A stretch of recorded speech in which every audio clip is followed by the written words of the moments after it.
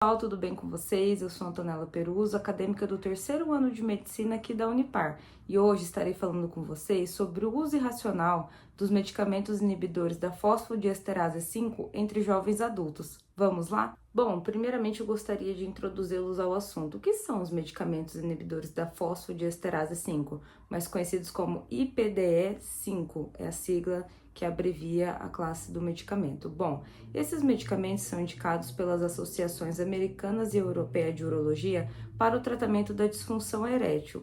Entretanto, jovens adultos sem o diagnóstico prévio de disfunção erétil estão utilizando este medicamento. Então, o meu estudo se baseia e também tem como objetivo esclarecer os riscos associados à automedicação e também mostrar para vocês uma outra visão do porquê estes jovens estão usando o medicamento. O que seria disfunção erétil? Seria a incapacidade de conseguir ou manter uma ereção. E esse problema não afeta somente os idosos, também afeta homens e jovens.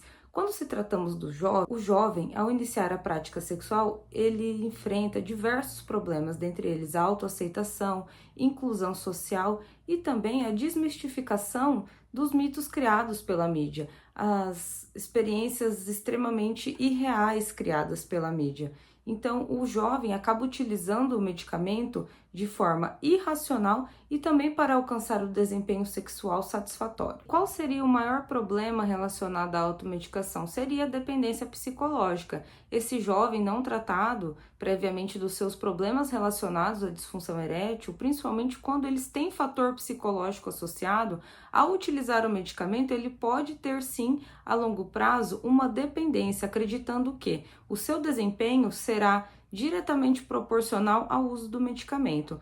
Como atua esta classe medicamentosa? Bom, os inibidores da fosfodiesterase 5 atuam aumentando os níveis de monofosfato de guanosina cíclico, responsáveis pela ereção peniana. Bom, o uso do medicamento depende do estímulo sexual. Então, vale ressaltar que o uso do medicamento não altera as funções fisiológicas normais. Quais são os medicamentos conhecidos dessa classe? Os nomes farmacológicos? Bom, nós temos a tadalafila e o famoso Viagra, muito conhecido no nosso país. E quais são as contraindicações destes medicamentos? Seria a associação com os nitratos, utilizados no tratamento de angina do peito. A associação destes medicamentos poderia causar uma hipotensão grave. Porém, a problemática do nosso estudo seria a dependência emocional, fazendo com que aquele jovem acredite que o seu desempenho é diretamente proporcional ao uso do medicamento.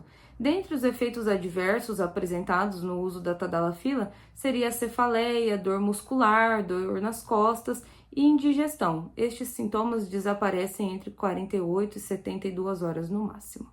E o que leva um jovem a experimentar este medicamento?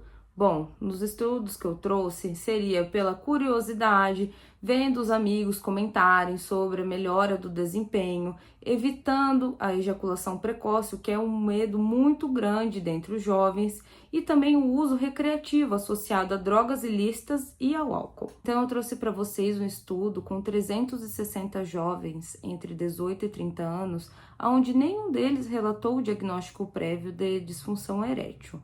Dentre os motivos que levaram estes jovens a utilizar o medicamento, todos eles têm um fator em comum: a melhora do desempenho sexual. O jovem, quando inicia a prática, principalmente no meio estudantil, o meio entre os colegas, ele tem a necessidade de aceitação entre o grupo, principalmente em períodos de baixa autoestima. E retomo mais uma vez a importância do tratamento a respeito desses fatores psicológicos, porque muitas vezes o fator psicológico não tratado leva este jovem a utilizar esse medicamento para suprir essa necessidade de aceitação. E qual seria o papel do profissional de saúde na venda destes medicamentos? Além de ser um medicamento extremamente barato, que facilita a aquisição, ele também não exige a retenção da receita médica para a compra. Então, simplesmente o usuário pode chegar em alguma drogaria e comprar.